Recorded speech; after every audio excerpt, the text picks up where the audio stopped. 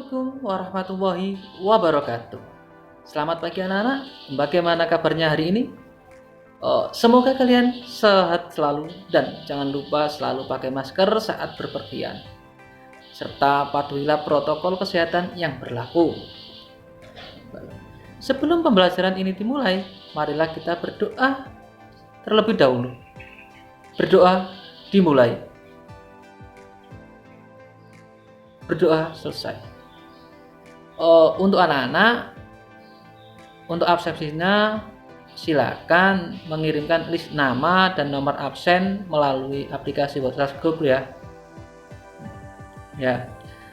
Baik anak-anak, untuk pertemuan kali ini yang kita bahas yakni tentang analisis fitur yang tepat untuk pembuatan slide.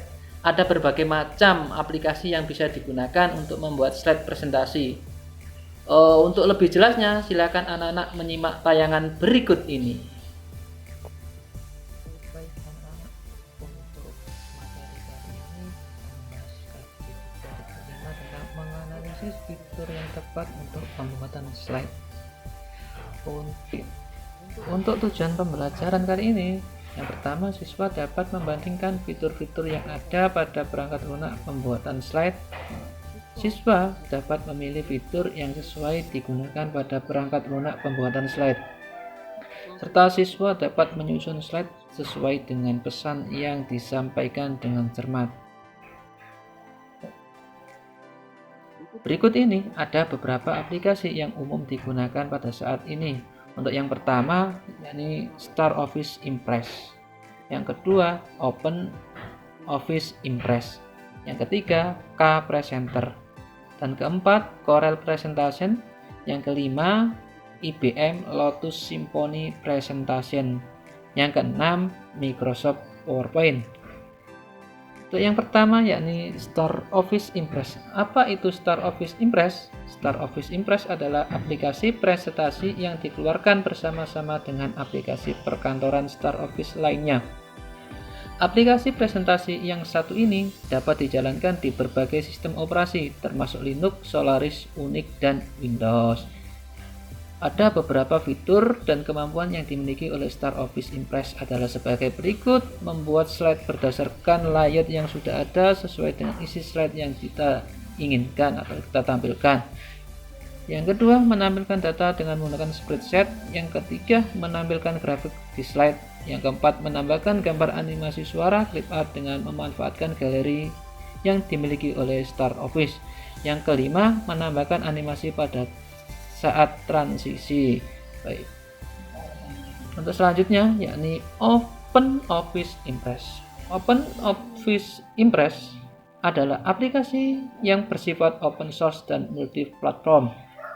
Ini berarti Anda dapat mendownload aplikasi tersebut secara gratis di internet dan menjalankannya di berbagai sistem operasi. Beberapa fitur dan kemampuan yang dimiliki oleh Open Office Impress adalah sebagai berikut. Yang pertama, dapat membuat presentasi yang dilengkapi dengan multimedia. Pengguna dapat menambahkan clip art dalam bentuk 2 dimensi dan 3 dimensi. Yang kedua, kemampuan untuk menambahkan animasi dan efek khusus ke slide presentasi. Yang ketiga, mempunyai tool-tool gambar yang dapat membuat gambar dengan tampilan khusus. Yang keempat, kemampuan untuk membuat presentasi dalam bentuk gambar, outline, slide note, dan handout sehingga kebutuhan pendengar dapat dipenuhi. Yang kelima, menyimpan dokumen dalam format XML. Yang keenam, dapat menambahkan flash di presentasi. Selanjutnya yakni K-Presenter. K-Presenter adalah aplikasi presentasi yang tergabung K-Office. Aplikasi tersebut didistribusikan dengan lisensi GNU GPL. Kelebihan dari K-Presenter adalah aplikasi ini dapat berintegrasi dengan aplikasi K-Office yang lain. Beberapa kemampuan dan fitur yang dimiliki oleh K-Presenter adalah sebagai berikut. Yang pertama, menyisipkan semua jenis objek grafik, gambar, clip art, serta komponen lain dari Office. 2. Menyisipkan dan mengedit teks, mengatur perincian identitas atau identasi, warna, dan spasi teks.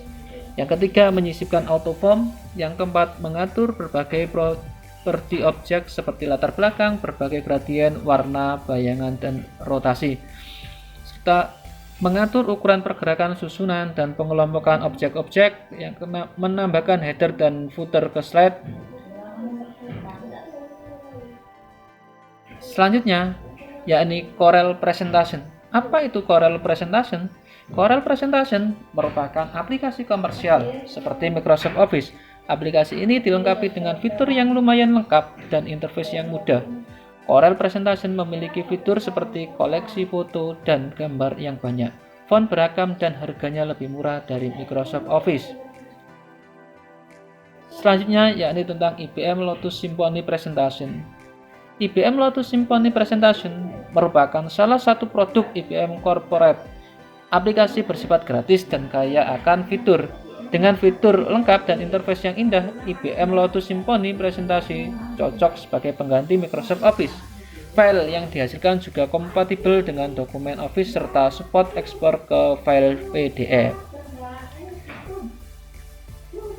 Selanjutnya yakni Microsoft PowerPoint. Microsoft PowerPoint adalah program aplikasi presentasi yang dikeluarkan oleh perusahaan perangkat lunak Microsoft bersama dengan aplikasi perkantoran Microsoft Office lainnya. Ada beberapa fitur dan kemampuan yang dimiliki oleh Microsoft PowerPoint adalah sebagai berikut. Yang pertama, fasilitas Undo dan Udo menampilkan struktur presentasi, mengirimkan file presentasi ke Word untuk diedit sebagai headout presentation, menambahkan header dan footer ke slide presentation, membuat presentasi dengan menggunakan widget dan template, menambah isi presentasi dengan menggunakan teks yang tebal, menggunakan text pen untuk membuat presentasi baru, memformat presentasi dengan mengatur color, scheme, background, dan template, menampilkan presentasi menggunakan layar komputer, membuat dan mencetak catatan dan handout untuk pembicara dan pendengar, menggunakan grafik, gambar, clip art, dan berbagai bentuk objek lainnya. Baik, untuk bab ini atau pada materi ini yang kita bahas adalah tentang PowerPoint ya. Berikut ini cara membuat PowerPoint. Yang pertama, buka Microsoft PowerPoint. Bisa dari shortcut, bisa dari lewat all program. Kemudian maka akan tampil awal Microsoft PowerPoint berikut. Untuk melakukan transisi slide. Transisi slide adalah gerakan pindah halaman pada saat slide ditampilkan. Caranya adalah pilih transition, lalu pilih tipe transisi sesuai dengan keinginan Anda.